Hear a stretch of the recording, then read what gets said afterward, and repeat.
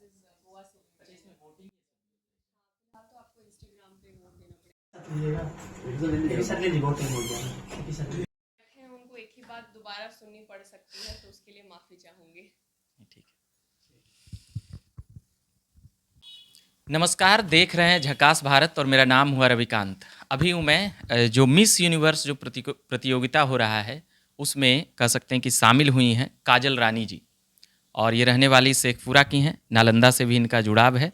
तो अभी हम कई सवाल करेंगे, तो उसी में अभी हम कुछ सवाल करेंगे कि मिस यूनिवर्स इस देश के कई लोग रह चुके हैं, मतलब 2-3 ही लोग रहे हैं, मिस इंडिया भी कई लोग रहे हैं, और इस बार यहीं प्रोग्राम हो रहा है। तो कई सवाल हमको समझ में नहीं आ रहा है कि क्या पूछे क्या नहीं, इसमें पॉलिटिकल कवरेज करते करते मतलब पहली बार ऐसा संजोग भी मिला है कि मिस यूनिवर्स, मिस इंडिया और इन लोगों से मतलब कि इंटरव्यू करना है या कुछ बातें पूछना है या समझना है, जानना है। तो हम पूछेंगे कि पहले इसमें कैसे मन हुआ कि इसमें आया जाए। सबसे पहले तो मैं आपको एक चीज़ 2 लाइन में समझाना चाहूँगी जी। कि लारा दत्ता और हाँ, सुष्मिता सेन सुष्मिता जो हैं सेन वो जी। मिस यूनिवर्स बनी। तो जी। तो अ, ये जो कंपटीशन है ये मिस यूनिवर्स का ही है ना? हाँ जी, हाँ जी, जी। ये मिस यूनिवर्स का है। तो मिस यूनिवर्स आप तब बनते हैं जब आप अपना अपना अपना कंट्री रिप्रेज़ेंट करने बाहर जाते हैं, वहाँ पे और अच्छा। भी अलग-अलग देश के लोग आते हैं। जी। तो कंट्री के लिए क्या होता है कि हर एक स्टेट से एक लड़की चुना के जाती है और तब कंट्री के लिए फ़ाइट होता है। तो हमारे बिहार में बहुत ही पहली बार हुआ है कि स्टेट लेवल पे अपॉर्च्युनिटी मिला है कि आप आइए, जो जीतेंगे उनको हम मिस यूनिवर्स इंडिया लेवल पे भेजेंगे। So this competition held for the very first time 21 जुलाई को ये हेल्ड हुआ था NIFT पटना में, जिसमें मैंने पार्टिसिपेट किया और मैं जीती।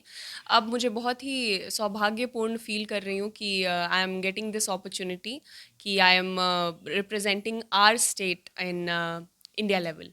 इस प्रकार से भारत के कितने लोग उसमें भाग लेते होंगे? जैसे आप बिहार से एक हुईं। हाँ, तो सारे स्टेट से एक लड़कियाँ, आंध्र प्रदेश अच्छा, की एक, मणिपुर की एक, जितने जिस जितने स्टेट हैं, स्टेट हैं सभी। एक-एक लड़कियाँ। हाँ जी। ये बातें समझ में आया कि स्टेट से एक पहुँचेगा, तो वर्ल्ड में तो पूरा सैकड़ों, हज़ारों हो जाते होंगे वहाँ तो उसके बाद कोई एक लड़की ही जीतेगी, सारे स्टेट से एक लड़की जीतेगी और वो इंडिया कहलाएगी। फिर वो इंडिया बाहर जाएँगे, तो फिर सारे देश के डेलीगेट एक-एक आते हैं। पे। अभी एक 3-4 साल पहले मैं नाम भुला रहा हूँ, एक और मिस यूनिवर्स जीती थी लगता है। हरनाज़ सांधू। हाँ, हरनाज़, तो ये तीसरा। हाँ, मिस इंडिया में ऐश्वर्या राय, प्रियंका चोपड़ा और एक बहुत पहले 40 मानुषी साल। छिल्लर। जी, मानुषी हाँ। चिल्लर। तो इस प्रकार नाम आते हैं। तो आपने इन सभी को पढ़कर जाना या कैसे इसमें आना हुआ ये बात? एक्चुअली मॉडलिंग और ब्यूटी पेजेंट, एक्टिंग, ये सारी चीज़ों में मुझे इंटरेस्ट एक ही टाइम पे जागा जब मैं 12th में थी और यहाँ पे एक लोकल प्रतियोगिता हो रही थी। जी। और उस टाइम पे मैं बहुत मोटी थी, तो बट कॉन्फिडेंट बोलने मुझे हमेशा से आता था। बट जब मैं वहाँ गई तो मुझे फ़ील हुआ कि आप बोलते कैसे हैं वो सेकेंडरी है, आप दिखते कैसे हैं वो भी बहुत इम्पोर्टेंट है। मोटे लोगों को इसमें जाने से परेशानी होता है क्या? अभी पिछले कुछ सालों में बहुत ही खूबसूरत काम किया है मिस यूनिवर्स वालों ने, उन्होंने क्राइटेरिया ही हटा दिया है। आप एज आपका क्या है वो हटा दिया है, आपका हाइट क्या है हटा दिया है। Even if you are trans woman then also you are allowed. अभी कुछ टाइम पहले फ्रांस की जो रिप्रेजेंटेटिव थी, she was a trans woman. तो ये चीज़ें कहते हैं ना धीरे धीरे बदलाव आती हैं, तो ये बदलाव बहुत ही खूबसूरत है। मैं तो बहुत ही खुश हूँ because see all these pageant is about not confining yourself and beauty is everywhere. तो अगर एवरीवेयर है तो कन्फाइनमेंट तो नहीं ही होना चाहिए। तो I am really glad that ये सारे चेंजेस हमारे ऑर्गेनाइजेशन ने किए। I am thankful to them.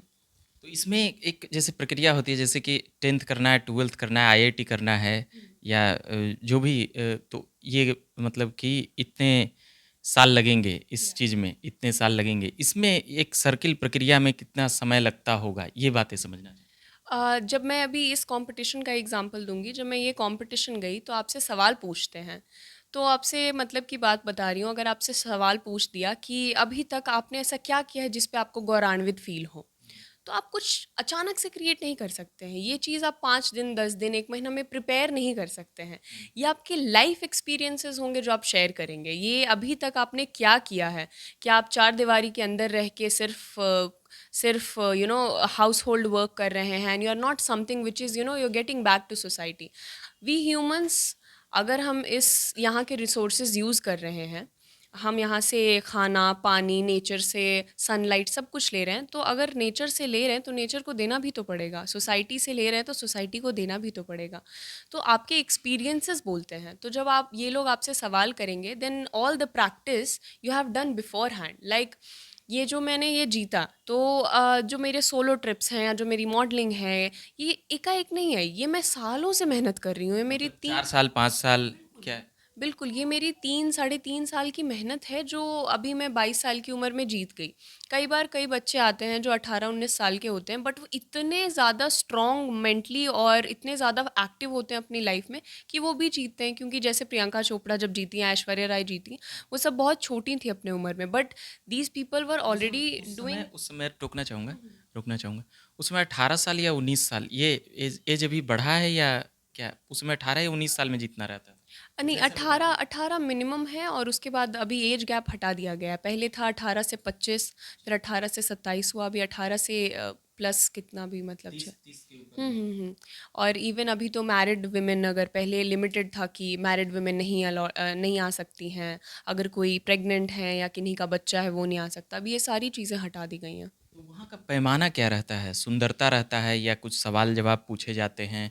ऐसे कई लोग जानते नहीं हैं इसके बारे में, इसीलिए हम ये सवाल कर रहे हैं। बिल्कुल। सो मैंने जैसे आपको बताया या कि मॉडलिंग भी इसका एक पार्ट है, तो इसमें मॉडलिंग देखा जाता है। क्या इसमें सारी चीज़ों का नंबर मिलता है या क्या? मॉडलिंग एक बहुत ऑनेस्टली छोटा सा पार्ट है। मेन पार्ट है कि आप कैसे अपने आवाज़ को बाहर तक पहुंचा पा रहे हैं। Modelling is completely different. Modelling में आपको कोई एक चीज़ दिया जाएगा, चाहे वो किसी भी प्रकार का चीज़ होता है, उसका आपको ऐड करना है। यहाँ पर आपको ये बताना, आपको कुछ यू हैव अ कॉज, आपका कुछ एक कार्य है जिसके लिए आप काम कर रहे हैं, ब्यूटी विद अ पर्पस।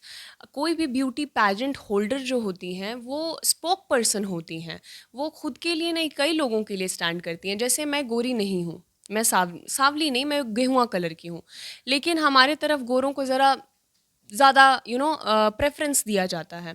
तो मैं सारे उन लड़कियों के लिए जिनको थोड़ा सा भी कॉम्प्लेक्सिटी फील होता है because of their skin tone, I am talking on their behalf that no, we are not less than anybody. Black, white, British, it's all shades of human, it's all shade which is made by God, and we humans cannot differentiate. आप ये भगवान के बनाए हुए colour हैं और आप नहीं बता सकते कि क्या ज़्यादा अच्छा है और क्या कम अच्छा है। तो वी आर स्पोक पर्सन, और हम जो हैं वो अवेयरनेस फैलाते हैं through Instagram, through another social media, and people like to listen to us for so many reasons. तो जो पैमाना है मिस यूनिवर्स या मिस यूनिवर्स इंडिया का, उसका बहुत ही सिंपल है। आपने अपने लाइफ में क्या क्या हर्डल्स फेस किए हैं, उसको आपने क्लियर कैसे किया। दिक्कतें आती हैं कई बार, वो एक्सप्लेन करना पड़ता है वहाँ पर स्टेज पे ये बात? बिल्कुल, वो कुछ भी पूछ सकते हैं आपसे, और you have to answer very nicely. तो मुझसे जैसे पूछा गया कि मेरा फाइनल क्वेश्चन इसमें यही था कि आप अपने इंडिया को कैसे रिप्रेजेंट करिएगा इंटरनेशनली। तो मैंने बोला कि मैं बिहार से आती हूँ, अगर चाणक्य की नीति, मौर्य का ब्रेवरी और नॉलेज गौतम बुद्ध का रखूं, तो इतनी चीज़ें तो मेरे ही स्टेट से आ गई। अगर बाकी सारे स्टेट से मैंने एक एक चीज़ भी अपनाया तो मेरे पास कितनी चीज़ें हो जाएंगी इंडिया रिप्रेजेंट करने के लिए इंटरनेशनली। तो this was my answer, so they can ask you anything. तो ये आपसे अगर कोई क्वेश्चन करेगा तो उसको जवाब इतना अच्छा मिलेगा कि आपको इसमें तो आपको फेल नहीं करेगा, क्योंकि जिस प्रकार से आप एक्सप्लेन कर रही हैं बिहार और सभी देश का या जो भी सवाल हम कर रहे हैं, तो उसमें शब्द संरचना का एक भूमिका होता है।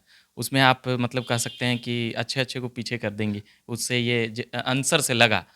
तो उसके बाद है कि अभी बिहार बिहार में जिस प्रकार से मैं अब जाऊंगा, जैसे बेटे बेटियों में भेद किया जाता है कई जगहों पर आज भी, उसको कैसे देखती हैं आप? कई घरों में तो अब नहीं है, मगर कई घरों तक है ये बात।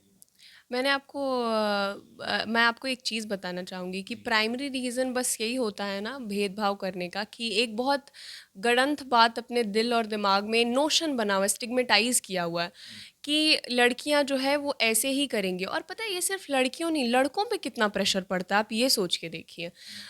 मतलब लड़के जो हैं वो कमज़ोर नहीं पढ़ सकते हैं। अब अगर आप कमज़ोर पढ़ना भी चाहिएगा तो you are lonely, you cannot come at front, आप आगे नहीं आके बोल पाइएगा कि मुझे अकेलापन है, मुझे बुरा लग रहा है, क्योंकि बहुत बुरी बात है, हमारे तरफ बोला जाता है मर्द को दर्द नहीं होता है।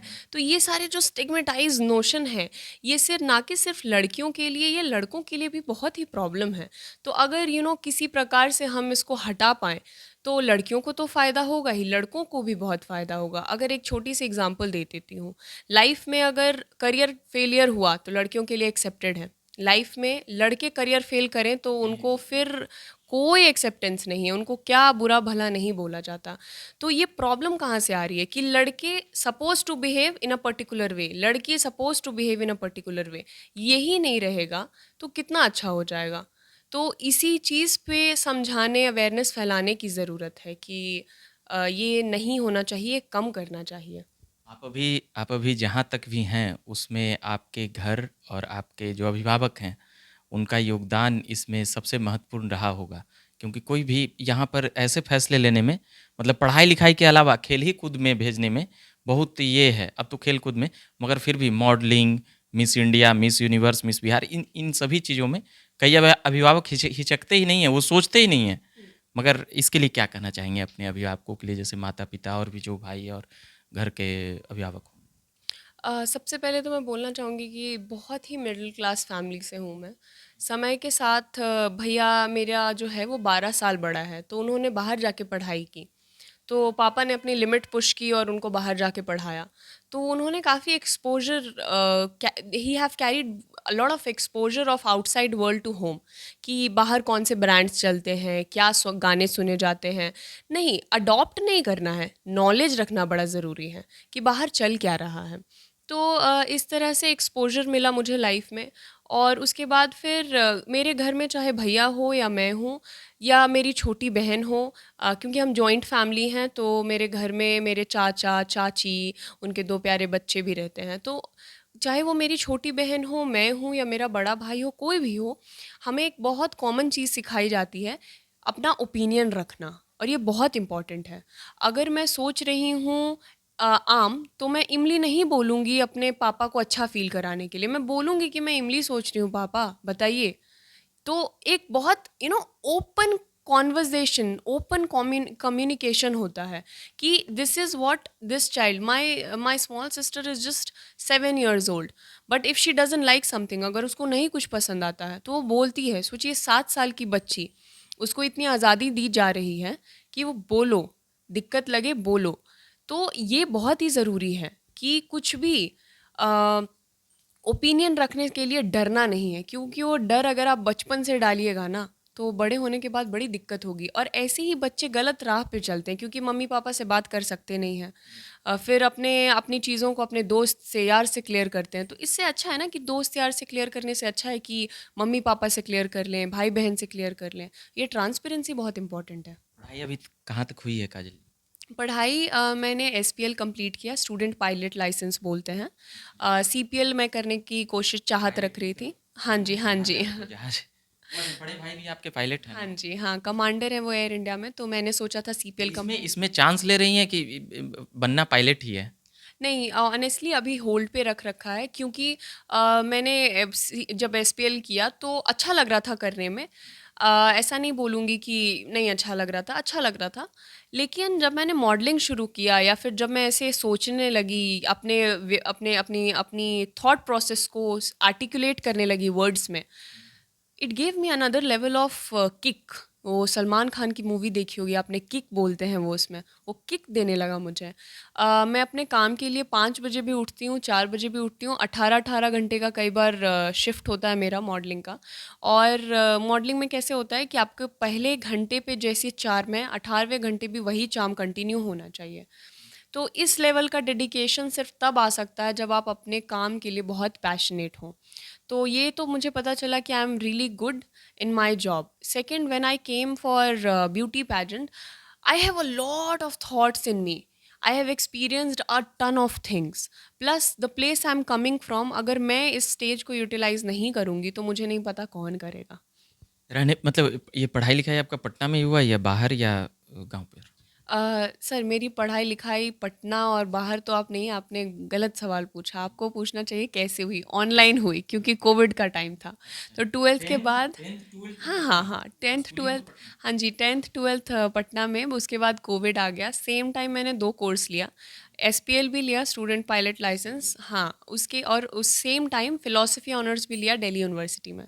तो 6 सेमेस्टर का होता था, मैंने 5 सेमेस्टर कंप्लीट किया। छठा सेमेस्टर में मुझे मिस इंडिया में जाने का मौका मिला था, तो वो मुझसे मिस हो गया। और any which way I think काफ़ी फ़िलॉसफ़ी मैंने पढ़ ली थी। अपने आई टोल्ड यू कि भैया जो हैं वो हिस्ट्री ऑनर्स कर रहे थे, दूसरे वाले भाई, तो उनके लिए मैंने फ़िलॉसफ़ी लिया था।